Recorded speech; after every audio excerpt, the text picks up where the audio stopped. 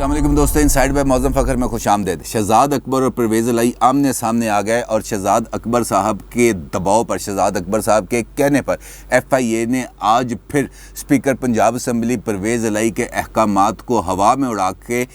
نذیر چوہان صاحب کے production orders پر عمل درآمد نہیں کیا، جس پر پرویز الہی صاحب آج ہوئے ہیں بہت زیادہ برہم شہزاد اکبر صاحب پر، اور انہوں نے آج بڑے سخت ریمارکس پاس کیے ہیں شہزاد اکبر صاحب کے خلاف، اور ان کا یہ کہنا تھا کہ نہ پاکستان میں جنگل کا قانون ہے اور نہ یہاں پر کوئی ٹازن ہے کہ اپنی من مانی کرتا پھرے۔ یہ ہاؤس اس وقت تک نہیں چلے گا جب تک جو ہے نذیر چوہان صاحب کو یہاں پر ان کو یہاں پر پیش نہیں کیا جائے گا، اور ہر روز اجلاس ہوگا، ہر روز نذیر چوہان صاحب کے پروڈکشن آرڈرز پر بات ہوگی، اور جب تک یہ پیش نہیں ہوں گے یہ کارروائی آگے نہیں چلے گی۔ اور آج بھی پنجاب اسمبلی کی کارروائی کو صرف 25 منٹ چلنے کے بعد پیر تک کے لیے اس اجلاس کو ملتوی کر دیا گیا، اور پرویز الہی صاحب نے آج اس بات کا دوبارہ اعلان کیا کہ پیر والے دن بھی اگر نذیر چوہان صاحب کو پیش نہیں کرتی ایف آئی اے تو پھر اس اجلاس کی کارروائی کو آگے نہیں بڑھایا جائے گا۔ اور اس کے نتیجے میں ایک بات کھل کے سامنے آ رہی ہے کہ پرویز الہی صاحب نے اپنی ٹون کو چینج کیا ہے، اور اس کے ساتھ ساتھ شہزاد اکبر صاحب کے بارے میں یہ سوال اب پیدا ہو رہا ہے کہ وہ ایسی کارروائی کیوں کر رہے ہیں، وہ کس کے کہنے پر پرویز الہی صاحب کے آرڈرز کو تسلیم نہیں کر رہے، کیونکہ اس سے پہلے ماضی میں بھی چاہے حکومت کا جتنا مرضی بڑا مخالف ہی کیوں نہ ہو، اس کے جب پروڈکشن آرڈرز جاری ہوئے ہیں وہ ادھر پنجاب اسمبلی میں اس کو پیش کیا گیا ہے، اور نیشنل اسمبلی میں بھی پیش کیا جاتا ہے۔ جب production order speaker national assembly Asad کیسر صاحب جاری کرتے ہیں تو یہاں پر بھی پیش کیا جا رہا ہے، لیکن سوال پیدا ہوتا ہے اب ترین گروپ کے رکن نذیر چوہان کے خلاف کارروائی کو عمران خان کی آشیرواد حاصل ہے، اور وہ کیا وجہ ہے کہ جس کی وجہ سے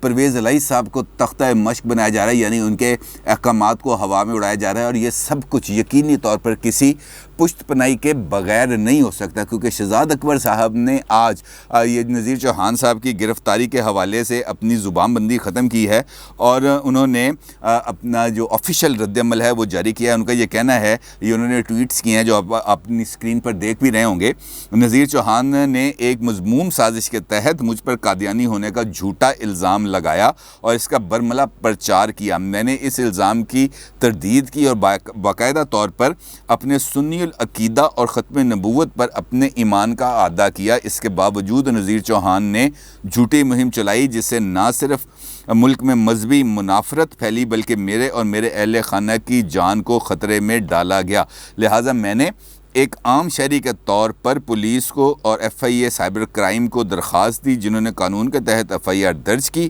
اور تفتیش میں جرم ثابت ہونے پر نذیر چوہان کی گرفتاری کی۔ مجھے امید ہے یہ معاملہ عدالت سے اپنے منطقی انجام کو پہنچے گا اور مجھے انصاف ملے گا۔ ہمیں معاشرے میں مذہبی منافرت پھیلانے والوں سے سختی سے نپٹنا پڑے گا۔ اگر ہر شہری اپنے حقوق کے لیے کھڑا ہوگا تو ان شدت پسند عناصر کو شکست ہوگی۔ یہ تو بات شہزاد اکبر صاحب نے کی ہے، یہ بات کسی حد تک درست بھی ہے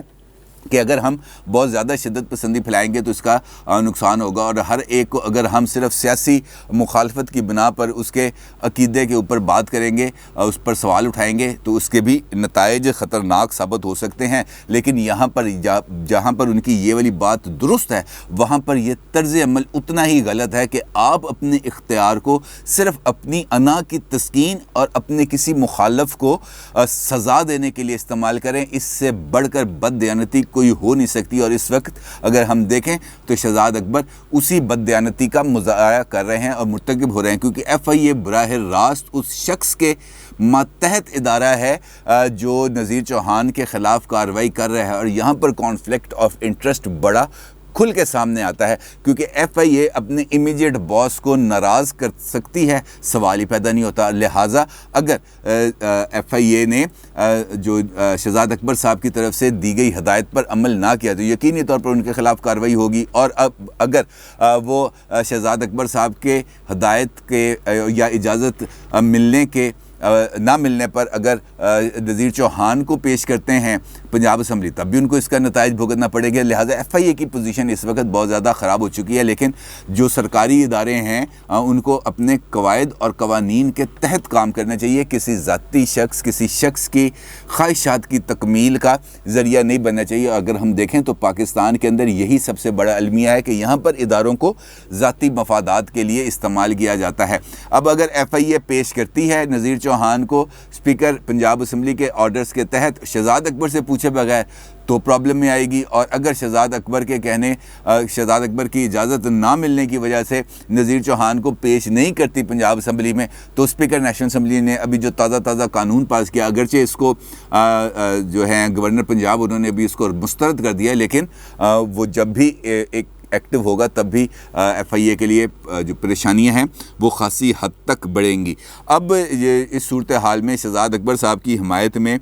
फवाद चौधरी साहब भी सामने आए हैं, और फवाद चौधरी साहब ने एक ट्वीट किया है, और इस ट्वीट में उनका ये कहना है कि सियासत के लिए अपने मुखालिफिन पर कुफ्र और तौहीन के फतवे लगाना एक आम सी बात बन गई है। शहजाद अकबर का इस बार मुल्ज़म को करार वाकई सज़ा दिलवाने की जद्दोजहद एक काबिल सताइश फेल है। उम्मीद है अदालतें इस संगीन जुर्म को संजीदगी से लेंगी और मुल्ज़िम को करार वाकई सज़ा मिलेगी। अब यहाँ पर एक चीज़, दो बातें बड़ी खुल के सामने आती हैं फवाद चौधरी साहब के ट्वीट के हवाले से। एक बात तो ये कि उन्होंने शहजाद अकबर साहब की हमायत किया कि आप नज़ीर चौहान के ख़िलाफ़ सज़ा दिलवाने के लिए जिस भी एक्सटेंट पे जाएं वो हमें काबिल कबूल होगा। और दूसरा, उन्होंने अदालतों से कहा है कि इस मामले को संजीदगी से लें और इस मुकदमे का फ़ैसला करें ताकि सज़ा मिल सके नज़ीर चौहान साहब को। अब इस वक्त आपको मालूम है कि नज़ीर चौहान साहब जहांगीर तरीन ग्रुप से वाबस्ता हैं, और जहांगीर तरीन ग्रुप को अगर अब आपने स्क्रू करना है तो आपको सिर्फ जहांगीर तरीन साहब के ख़िलाफ़ कोई कार्रवाई करने की ज़रूरत नहीं है। आप उस ग्रुप के 40 अरकान आइडेंटिफाई हो चुके हैं। आप किसी एक को, दो को, चार को किसी भी तरह से कान से पकड़ कर मरोड़ें तो जहांगीर तरीन साहब की चीखें निकल सकती हैं। अब यही टूल है सियासत के अंदर, क्योंकि जहांगीर तरीन साहब की जो इस वक्त एक्टिविटीज़ चल रही हैं, जो उनकी मेल मुलाकातें चल रही हैं, जिस तरीके से वो अपने जो राब्ते हैं मुख्तलिफ़ सियासी शख्सियात से वो बढ़ा रहे हैं, ये हुकूमत के लिए तो किसी तौर पर अच्छी बात नहीं, क्योंकि ये बात तो तय है कि हुकूमत की तरफ से यानी PTI की तरफ से अगले इलेक्शन में तरीन ग्रुप से ताल्लुक़ रखने वाले किसी भी शख्सियत को इंतखाबी टिकट नहीं मिलनी। और अगर उनकी तरफ से उनको टिकट नहीं मिलनी तो जहांगीर तरीन ग्रुप यकीनी तौर पर कोई ना कोई मुतबादल देखेगा और उस मुतबादल के साथ अपनी लाइन को सीधा करने की कोशिश करेगा। और हुकूमत किसी सूरत अपने किसी और अपोनेंट को मजबूत होता नहीं देख सकती, लिहाजा उनकी कोशिश यह है कि जहांगीर तरीन ग्रुप के साथ कैरेट एंड स्टिक पॉलिसी को अपनाया जाए। जैसे ही उन्होंने ये फील किया कि जहांगीर तरीन ग्रुप के या जहांगीर तरीन साहब के किसी सियासी पार्टी के साथ या सियासी शख्सियत के साथ लाइन सीधा होना शुरू हुई है, तो अब उन्होंने अपने जो टूल्स हैं उसको आजमाना शुरू किया। और जहांगीर तरीन ग्रुप को पीछे हटना पड़ेगा, और जब वो पीछे हटेंगे तब नज़ीर चौहान को रिलीफ मिल जाएगा, और जब दोबारा आगे जाने की कोशिश करेंगे तब किसी और रुकन या दोबारा नज़ीर चौहान किसी न किसी मामले में सामने आ जाएंगे, और फिर उनको एक बारगेनिंग टूल के लिए इस्तेमाल किया जाएगा और तरीन ग्रुप दोबारा खामोश होकर बैठ जाएगा। और ये लेकिन इस मसले का हल नहीं है। सियासत को सियासी अंदाज में अगर देखा जाए तो बड़ा अच्छा और सही इक़दाम है, क्योंकि अगर सियासी मामलात को इस तरह गैर सियासी रविश से चलाने की कोशिश की जाएगी तो उसके संगीन नताइज सामने आएंगे। यहाँ पर यह बात भी उसका भी जिक्र करना ज़रूरी है कि पंजाब असम्बली के एक दिन के इजलास पर पाकिस्तान के गरीब अवाम 2.25 करोड़ रुपया खर्च करते हैं। जो अरकान असम्बली के TADA, पंजाब असम्बली की जो बिजली के बिल, जो एयर कंडीशनर्स के खर्चे और दीगर खर्चों को मिला के 2.25 करोड़ रुपया तकरीबन एक दिन के इजलास की कार्रवाई पर लागत आती है। लेकिन अगर ये इजलास सिर्फ ज़ाती अना की भींट चढ़ते हुए 25 मिनट तक जारी रहे तो इसका मतलब यह है कि हम में से कोई भी पाकिस्तान के गरीब टैक्स पेयर्स के साथ संजीदा नहीं है, उनको किसी को इस बात का एहसास नहीं है। क्योंकि अगर हम देखें तो हमारी असम्बलियाँ डिबेटिंग क्लब से आगे बढ़ नहीं पा रही हैं, और जब तक वो डिबेटिंग क्लब रहेंगे, मसाइल को एड्रेस नहीं करेंगे, तो यही नताइज हमें भुगतना पड़ेंगे और यही नताइज ہم بھگت رہے ہیں۔ اب اس ساری صورتحال میں عمران خان صاحب کا کردار بہت زیادہ اہم ہے، کیونکہ عمران خان صاحب بطور پارٹی چیئرمین اور بطور وزیر اعظم ان کے کچھ فرائض ہیں جن کو ان کو ادا کرنا ہے۔ اب اگر نذیر چوہان صاحب یا جہانگیر ترین گروپ پارٹی کا حصہ ہے تو بطور پارٹی چیئرمین انہیں اپنے تمام پارٹی اراکین کو کسی نہ کسی ڈسپلن کا پابند رکھنا ہے، اور بطور وزیر اعظم پاکستان وہ ہر شہری کے لیے ایک ایکویلٹی کا سلوک رکھنے کے ذمہ دار ہیں۔ لیکن اب دونوں صورتوں کے اندر پرائم منسٹر بطور پارٹی چیئرمین اور بطور وزیر اعظم امتیازی سلوک کرتے ہوئے ہی نظر آ رہے ہیں، کیونکہ شہزاد اکبر سے ان کو یہ امید ہے کہ شہزاد اکبر کو جس طرح میں کہتا ہوں وہ اس طریقے سے سارے کام کرتا ہے۔ ان کو میں کہتا ہوں کہ یہ اپوزیشن کے فلاں بندے کو اٹھوا دو، اس کو ذرا جیل کی ہوا دلوا دو، تو کوئی نہ کوئی کیس بن جاتا ہے، کوئی نہ کوئی ریفرنس بن جاتا ہے۔ اور اب نیب کی جگہ پر ایف آئی اے کو یوز کرنا شروع کیا تو شہزاد اکبر صاحب ان کی آنکھوں کے تارے بن چکے ہیں۔ لہٰذا کوئی ایک بندہ جس کو پرائم منسٹر سمجھتے ہیں کہ یہ مجھے تنگ کرتا ہے، شہزاد اکبر کو اشارہ ہوتا ہے، ایک ایف آئی آر درج ہوتی ہے،